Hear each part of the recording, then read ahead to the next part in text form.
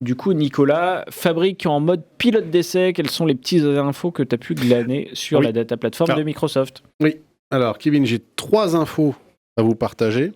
Alors, j'en ai 2 qui sont importantes. La première, c'est les Materialized Lake Views.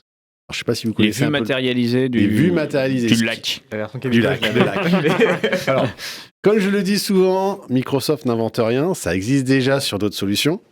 Mais là, c'est enfin disponible. Alors, c'était en preview. Alors, j'ai été voir sur la page parce que normalement, ça devait être en GA. Ouais. Mais c'est encore marqué en preview sur les pages du Microsoft Learn.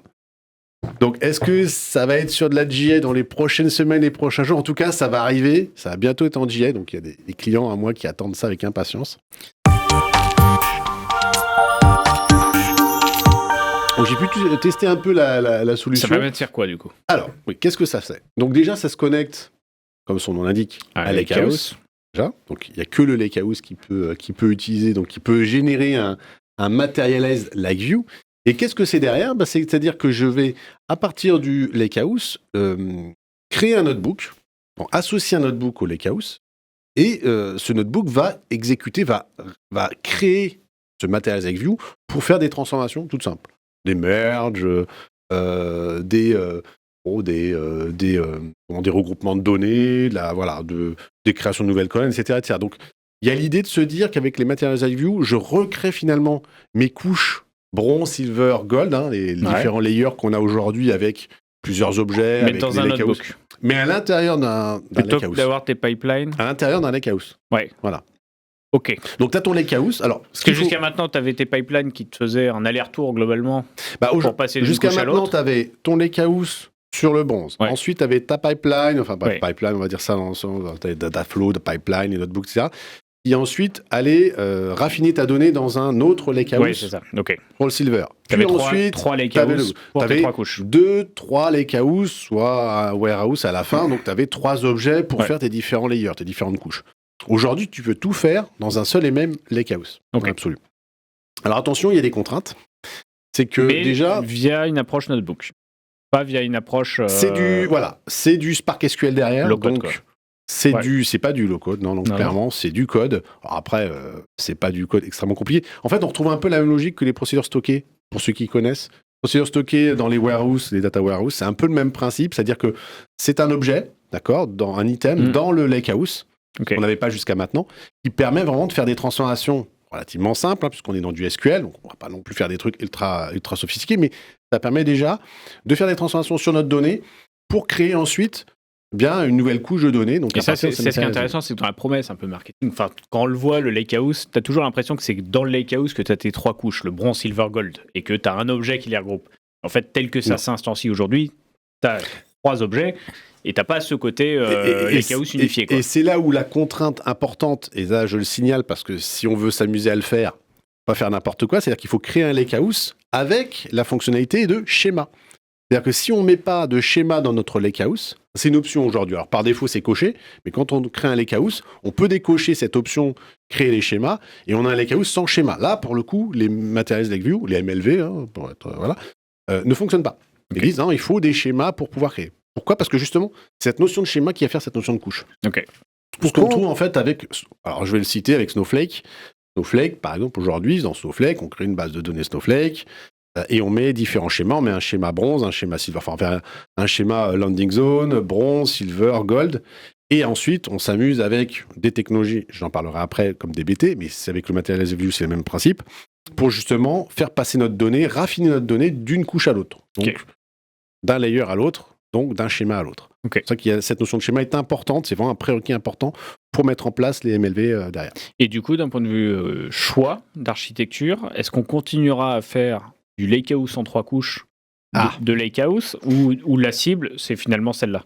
Alors, déjà aujourd'hui, moi à titre personnel, je ne préconiserais pas encore à mes clients, au sens production. Pas sec. C'est pas encore tout à fait sec. J'ai encore testé tout à l'heure. Il a fallu que je recrée des workspaces, etc. parce que ça fonctionnait pas très bien dans un workspace que j'avais précédemment créé. Bref, ça c'est du détail, mais ce qui prouve encore que le truc est pas tout à fait sec. Et je pense que ça reste encore de la preview. Hein. On est vraiment sur la fin de la preview. La performance bonne définition aussi, de la preview, du coup. Voilà. La performance, en fait, on peut programmer. Alors, on peut programmer les refresh, c'est-à-dire qu'on peut dire, OK, quand tu as une actualisation, tu l'as fait en full ou tu l'as fait en delta. Bon, il y a cette notion aussi de se dire, voilà, est-ce que je fais une full transformation de toutes mes données ou je ne prends que les dernières données pour faire uniquement une transformation partielle de mes données. Donc ça, c'est la première chose. Après, aujourd'hui, est-ce que ça va transformer les choses ? Alors, si on part d'un projet from scratch, donc encore une fois, aujourd'hui, je ne préconiserais pas. Par contre, pourquoi pas dans 6 mois, se dire, OK, j'ai le choix. Soit je fais à l'ancienne, on va dire, avec 2 lakehouse, un pour le bronze, un pour le silver, et le gold, je me mets un petit warehouse, parce qu'en gold, en général, j'ai de la donnée structurée, j'ai pas besoin d'avoir un lakehouse, je la fais simple. Et donc, je mets en place des notebooks, des data flows, des pipelines entre mes différentes couches, ou est-ce qu'effectivement, je me dis, non, je vais avoir qu'un seul objet, mon lakehouse, et je vais tout faire dedans. Là où tu pourrais avoir un impact demain, c'est peut-être avec tes shortcuts, ton mirroring ou des choses comme ça. Voilà. Tu vois, si à un moment ça impacte les perfs, de taper, tu vois, sur tout le lakehouse versus qu'une couche. Ou des choses comme ça, c'est ça où demain il y a un on aura vrai peut-être sujet, je pense. Voilà, il y a un vrai axe à mettre en place sur qu'est-ce qui est le plus opportun. Alors, je pense que ça va dépendre aussi des projets, ça va dépendre aussi de la volumétrie des données, ça dépend de pas mal de choses, et c'est ce qui va faire que on va choisir soit de passer sur un Materialized Lake View, soit faire à l'ancienne avec les. Moi, je suis plutôt à l'ancienne, donc je suis plutôt plusieurs couches. Mais c'est vrai que d'avoir cette solution du Materialized Lake View, et en plus, simplifié. Au-delà de ça, et j'en reparlais avec le sujet d'après, ça montre aussi que chez Microsoft, il y a une vraie vision de se dire, il y a une vraie maturité sur le fait de se dire, OK, aujourd'hui, sur les lakehouse, pas de transformation possible. On est obligé de passer par des notebooks, par des items externes. Du lakehouse, voilà, je suis obligé de passer par des items externes, donc des notebooks, etc., des pipelines, je vais pas revenir dessus, pour faire la transformation. Là, j'ai vraiment une sorte de procédure stockée à l'intérieur du lakehouse qui va me pouvoir faire des transformations directement dans l'item en lui-même. Donc, il y a un vrai mindset différent, mais encore une fois, hérité d'autres solutions qui existent sur le marché, qui ont déjà cette... Donc, ça montre en fait la maturité de l'objet lakehouse dans Fabric, et que Microsoft se projette sur des fonctionnalités nouvelles, en tout cas héritées de solutions tierces qui sont beaucoup plus matures. Donc ça, c'était les vues matérialisées sur la partie lakehouse. Voilà. T'as dit que t'avais 2 autres petites news. Alors j'ai une autre grosse news, et puis j'en ai une dernière, c'est une toute petite, donc je vais insister sur la deuxième. Pour ceux qui connaissent, c'est DBT. Alors DBT, Data Build Tool, ça vous parle peut-être pas, messieurs. Un éditeur.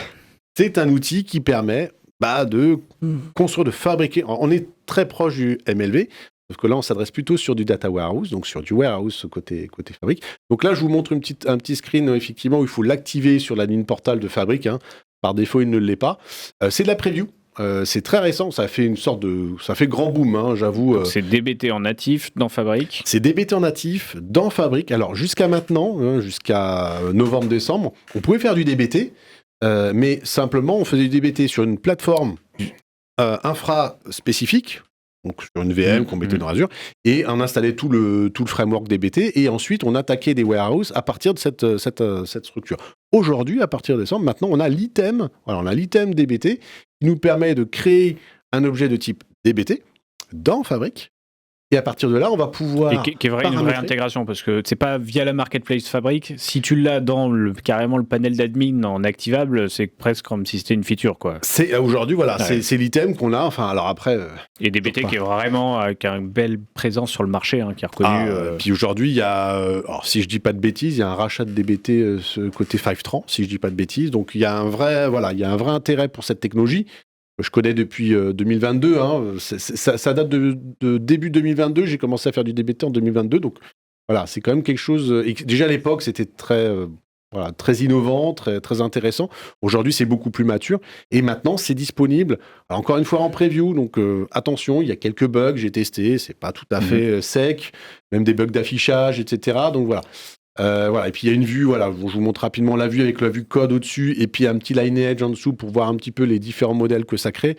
Bon, pour ceux qui sont familiers de DBT, ça leur parle. Là, l'idée de DBT, c'est de se dire, maintenant j'ai du DBT à l'intérieur de Fabric, je vais pouvoir superviser mon DBT dans Fabric, ce que je ne pouvais pas le faire avant quand c'était du déporté avec du Airflow, etc. Pour moi, l'avantage de DBT, donc il y a de la transformation, alors ça se connecte qu'à des warehouses, à des sources Snowflake, à du SQL Server et du Postgre. Pour l'instant, ce sont seulement ces sources-là. Alors, le problématique, c'est que ta source est également ta destination, c'est que tu connectes à un warehouse, tu récupères les données, les tables ou voilà, les éléments que tu as dans ton warehouse, et tu recrées des nouvelles tables dans ton warehouse. Donc c'est vraiment mono-source, mono-destination. Hein. Ça, c'est le principe. Voilà. Et après, là où j'ai un peu râlé, c'est encore une fois, c'est pas tout à fait sec, mais ça, on est encore en preview, voilà. Par contre, effectivement, je pense que la vision de Microsoft, c'est de dire, OK, on a un produit qui est mature sur le marché, qui est très utilisé par pas mal de développeurs, donc côté data, je mets à disposition de ces personnes. Je pense pas que ce soit destiné à des personnes qui sachent pas faire du DBT. C'est plutôt pour des mecs qui sont très bons en DBT, qui font déjà beaucoup. C'est toujours la proposition de valeur de proposer plusieurs cartes à jouer en fonction de tes skills. Et le vrai plus par rapport à du DBT un peu traditionnel, on va dire, c'est la simplicité de configuration. C'est-à-dire que derrière, comme la promesse Fabric, c'est géré c'est côté en 3 MMS. clics, on paramètre. Alors que click to deploy. Parfois, c'est un petit peu, c'est pas que c'est compliqué, mais il y a du YAML à éditer, etc. Là, ton YAML, t'as même pas besoin de l'éditer, t'es directement, en mode graphique. Et tu paramètres directement ton accès à la source. Sur ce point-là, Nico, c'était l'arrivée de DBT officiellement dans Fabric en tant que composant natif, encore en preview. C'est pas sec, mais par contre, il y a la vraie promesse du facilité de déploiement. Tu as bien conclu avec ça. Voilà. Ta dernière news que tu voulais nous évoquer sur le sujet. Dernière news, toute simple, c'est sur la partie Fabric capacité. Finalement, on en a pris le titre de la thématique et c'est la dernière que l'on fait. Alors, c'est la petite news, mais c'est la seule qui soit en GA aujourd'hui, enfin vraiment qui ne me pose pas trop de problèmes. C'est la possibilité de modifier la taille, donc le niveau de SKU d'une capacité d'essai. Hein, par défaut, vous le savez, une capacité d'essai dans Fabric, c'est une F64. Alors, une pseudo F64, ça va, mais c'est pas vraiment une F64 au sens propre du terme. Voilà. Et puis, en fait, on peut maintenant basculer sa capacité d'essai sur une F4. Beaucoup plus léger. Donc et quel est l'intérêt ? C'est F4 ou F64 ? Voilà, c'est F4 ou F64. Il n'y a pas le choix entre les deux. L'intérêt de ça, et je terminerai là-dessus, je sais qu'on est timeboxé, c'est qu'on va pouvoir faire du développement, parce que capacité, c'est quand même pour tester, etc., sur un niveau de SKU bas. Donc ça évite ce qui se passait aujourd'hui, c'est que les mecs, ils y allaient comme des bourrins sur les F64. Ouais, c'est génial et tout. Je passe en prod, je me mets une F16 ou une F32 parce que ça coûte cher, une F64. Et là, mon truc fonctionne plus, c'est super lent. Bah oui, parce que tu as fait tous tes tests sur une F64. Et ensuite, tu passes en prod sur une F32. Donc ça permettra de faire le grand écart, mais au moins de regarder un niveau de capacité moindre, commencer à réagir. De tester sur une F4 pour voir ce que ça donne sur une F4. Un peu mieux dans les usages. Pour ensuite, pouvoir déployer ça dans une. Donc c'était quand même Fabric en pilote d'essai avec 2 previews et la possibilité en général, exactement, de pouvoir maintenant tester aussi de la F4 en essai. Et je le recommande. Et c'est assez important quand même parce qu'il est vrai qu'on n'avait que sur le trial finalement la F64 qui est tout de suite la grosse machine, ça marche bien, on est content surtout quand on fait des petits tests, mais des fois non représentatifs. C'est le piège en fait, c'est que Microsoft te dit regarde c'est super, ça fonctionne bien en test, et hop toi tu vas en prod et là tu es obligé d'avoir une F64.